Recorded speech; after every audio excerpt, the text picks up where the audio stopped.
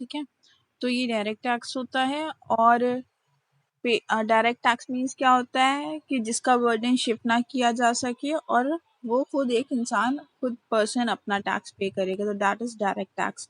Then second point is central tax. It is a tax which is imposed by the central government, not by the state government. ठीक है, indirect tax जो होता है वो कौन, उसमें सेंट्रल, जैसे जीएसटी है आपका, उसमें स्टेट और सेंट्रल दोनों इन्वॉल्व होते हैं, but in this tax only central government decided and impose a certain tax. ठीक है, जो भी टैक्स होता है, जो भी स्लैब होता है, वो कौन इम्पोज करता है, सेंट्रल गवर्नमेंट। तो इसको हम सेंट्रल टैक्स भी कहते हैं। Then tax on the total income, ये किस पे पड़ता है, टोटल इनकम। अगर कोई इंसान डिफरेंट डिफरेंट बिजनेस में इन्वॉल्व है, उसके 2-3 तरीके के बिजनेस हैं, ठीक है, तो उसका टोटल इनकम कैलकुलेट होगा। मतलब उसने कितना अर्न करा है उस साल में, वो उसका टोटल कैलकुलेट होगा, देन उस पर वो टैक्स अप्लाई होगा according to the slab. The total income is calculated according to the provision of Income Tax Act. जो भी प्रोविजन उसका रहा हो, जो भी बिजनेस टाइप ऑफ बिजनेस कर रहा हो या टाइप ऑफ प्रोफेशन हो उसका, उसके अकॉर्डिंग वो कैलकुलेट किया जाएगा according to income tax act. Then tax exempted limit. अभी टैक्स एग्जेम्प्टेड लिमिट, किसी के पास न्यू बुक है? सी यस और नो। अगर अभी किसी के पास न्यू बुक हो तो बताओ।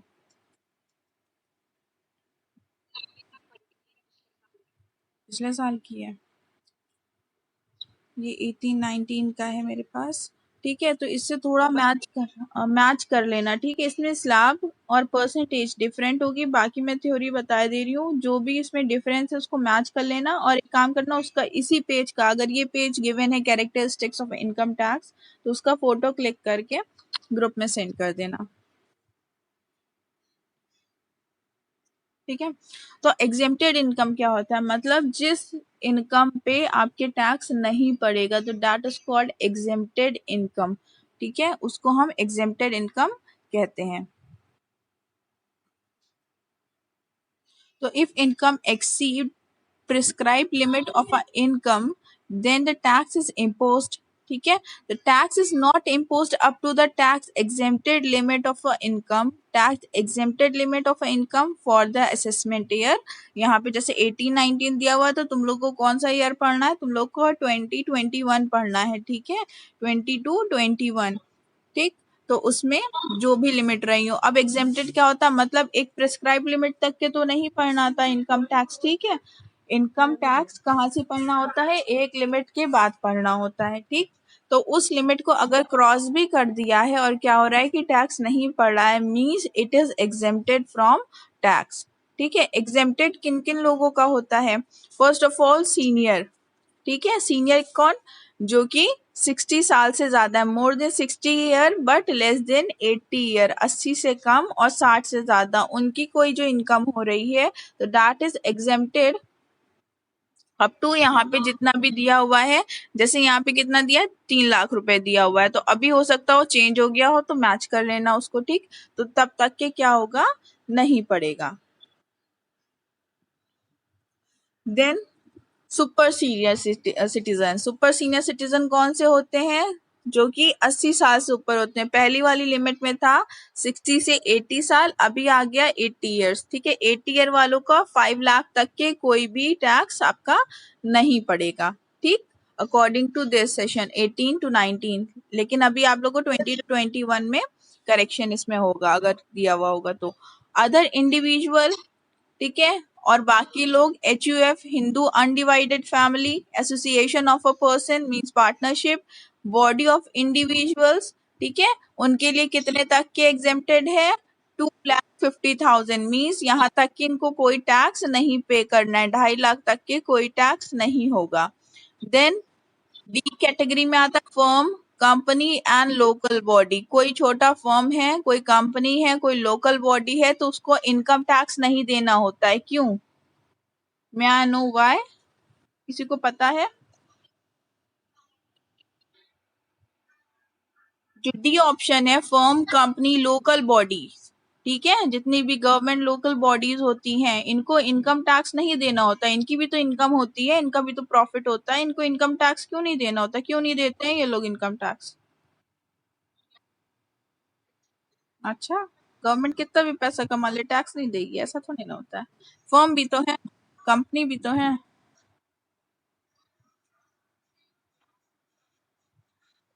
क्योंकि वो लोग इनकम नहीं कॉर्पोरेट टैक्स पे कर रहे हैं, ठीक है, वो लोग कॉर्पोरेट टैक्स पे करते हैं, इसलिए उनपे इनकम टैक्स नहीं पड़ता है। अगर इनकम टैक्स पड़ेगा तो क्या हो जाएगा, दो तरीके से वो आदमी देगा, या मतलब दो टैक्स दे रहा है, डबल हो जाएगा यहाँ पे कि एक बार इनकम दे रहा है, एक बार कॉर्पोरेट दे रहा है, तो वो खाली कॉर्पोरेट टैक्स देगा, ठीक है। या आगे जा करके इसको जहर वहर दे दो मर जाइए बुढ़ी।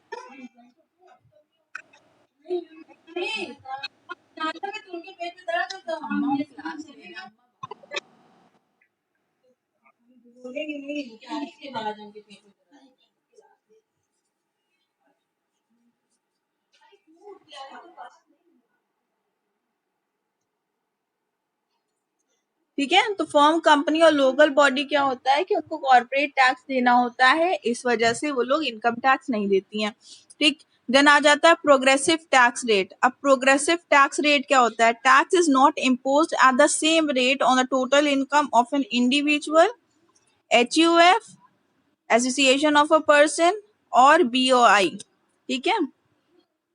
तो इन पे क्या होता है कि प्रोग्रेसिव टैक्स रेट पड़ता है, मींस मिनिमम एक तय हो जाता है और एक मैक्सिमम तय हो जाता है, और इसी के बीच में फ्लक्चुएट होता रहता है। The rate increase with an increase in income, जैसी जैसी इनकी इनकम बढ़ती रहती है वैसे वैसे टैक्स रेट बढ़ता रहता है। मिनिमम 5% एंड मैक्सिमम 30% रहता है, ठीक है। Firm and companies income are tax at the rate of 30%, ठीक है। फर्म और जो रेट कंपनीज आएंगी उनका टैक्स रेट कितना हो जाएगा, 30% हो जाएगा, ठीक है। उनके अंदर जो पर्सन होंगे उनकी बात हो रही है यहाँ पे। तो ये क्या होता है, फ्लक्चुएट होता रहता है 5 to 30% के बीच में। Then surcharge. अभी सरचार्ज क्या होता है, सरचार्ज एडिशन होता है टू द इनकम टैक्स, ठीक है। पहली बात सरचार्ज समझ लो क्या होता है। सरचार्ज हमेशा 3% रहता है, 2 and 1%, जिसमें एजुकेशन से इंक्लूड रहता है, ठीक है। ये वेलफेयर ऑफ द सोसाइटी के लिए होता है एक्चुअली सरचार्ज, ठीक है। ये सरचार्ज आपका जो आप देते हैं अमाउंट ऑफ टैक्स, उसमें ये इंक्लूडेड रहता है, और इतना परसेंट वेलफेयर के लिए जाता है, मतलब एक अमाउंट तय कर रखा है कि इतना एजुकेशन पे हमें लगाना ही लगाना है, इतना अमाउंट ऑफ टैक्स लगाना ही लगाना है एजुकेशन पे, फिर वेलफेयर पे, ठीक है। तो उसे हम सरचार्ज कहते हैं। अभी असेसमेंट ईयर में देखिए सरचार्ज क्या है, फॉर इंडिविजुअल। अब इसमें चेंज हो गया होगा तो चेंज कर लेना, ठीक है। सरचार्ज बेटा वो अमाउंट होता है जो कि आपके इनकम टैक्स में एडेड होता है। 3%, 4% क्या होता है कि इसमें एडेड रहता है, जिसमें आपका एजुकेशन सेस और वेलफेयर ऑफ सोसाइटी के लिए होता है ये। तो गवर्नमेंट क्या करती है, डिसाइड कर लेती है कि इतना परसेंट, 1%, 2% जो भी है, ये एजुकेशन के लिए देना ही देना है, ठीक है। तो डेवलपमेंट के लिए उसी को हम सरचार्ज कहते हैं। फिर ये सबके लिए अलग अलग होता है, इंडिविजुअल, फर्म और डोमेस्टिक कंपनी के लिए। इंडिविजुअल के लिए 10% of the total income exceeds 50 lakh rupees but does not exceed 1 crore rupee, ठीक है। 1 करोड़ पे ये 15% हो जाता है। अब ये चेंज हो गया होगा तो मिला लेना, ठीक है। हम बार बार ये कह रहे हैं, इसको कहीं पे लिख के मत रखना, परसेंटेज परसेंटेज हो सकता है चेंज हो गया हो 20 से 21 के बीच में। देन फर्म के लिए अपना अलग रहता है, इसमें 1 करोड़ की एक्सीड लिमिट है। देन डोमेस्टिक कंपनी के लिए यहाँ पे अलग है, 1 करोड़ से अगर 10 करोड़ के बीच में हो जाए, 10 करोड़ तक हो जाएगा तो 12%, ठीक है। और अगर 1 से 10 के बीच में है तो 7% रहता है। नाउ अब बात होती है education cess and secondary higher education cess, ठीक है। तो ये सरचार्ज का पार्ट ही होता है, ये समझ लो। एजुकेशन सेस जो होता है ये सरचार्ज का पार्ट ही होता है। इसमें all assessees are liable to pay education cess 2% and secondary higher education 1%, ठीक है। तो ये जो सरचार्ज, ये देखो यहाँ पे लिखा हुआ है, the total amount of income including surcharge, ठीक है। इंक्लूडिंग सरचार्ज में एजुकेशन सेस भी होता है, जिसमें 2% ये सेकेंडरी एजुकेशन को जाता है, मतलब टिल इंटर, और 1% हायर एजुकेशन को जाता है, मीन्स आपकी बैचलर डिग्री से लेके मास्टर्स तक के हायर एजुकेशन को जाता है, ठीक है। ये इसके डेवलपमेंट के लिए लगता है। देन टैक्स बर्डन क्या होता है? टैक्स बर्डन मतलब ये जिस पे इम्पोज हो रहा है, ये अमाउंट ऑफ टैक्स किस पे आके गिर रहा है, किस पे पड़ रहा है, इसको हम कहते हैं tax burden. Tax is imposed at progressive rate on the income of a individual and HUF.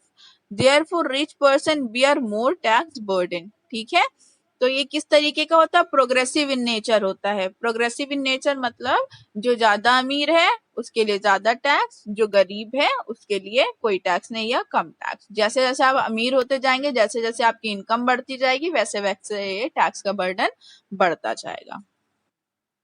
Then administration. Administration मतलब इसको कौन एडमिनिस्ट्रेट करता है, कौन रिस्पॉन्सिबल है? Tax is imposed and recovered by the income tax department. ठीक है, तो ये इनकम टैक्स डिपार्टमेंट वसूल करता है. Then income tax department work under the control of central board of direct taxes. ठीक है, ये याद कर लेना, ऑप्शन में आ सकता है एमसीक्यूज अगर आया तो. किसके कंट्रोल में रहता है ये income tax department? CBDT, central board of direct taxes. ठीक है, इनके अंदर इनकम टैक्स आता है.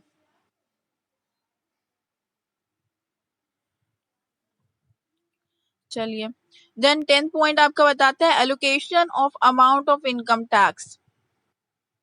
The total amount of income tax recovered by the government is allocated among the central government and state government according to the recommendation of the finance commission.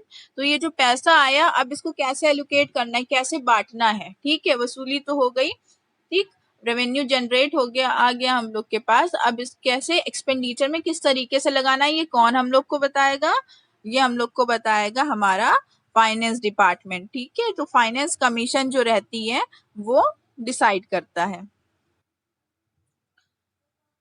कि कितना central को मिलेगा और कितना स्टेट को मिलेगा, इन दोनों में बंटता है.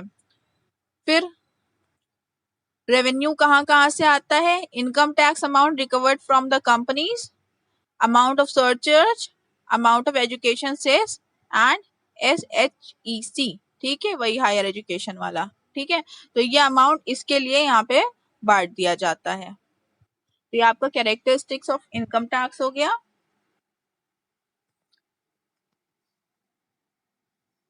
स्क्रीनशॉट अगर लेना चाहते हैं तो ले लें, अगर किसी के पास बुक है तो वेरी वेल एंड गुड. अगर स्क्रीनशॉट लेना चाहते हो तो ले लो, और किसी के पास अगर अभी की बुक है तो मेरे को स्क्रीन मतलब फोटो खींच के दे देना इसका.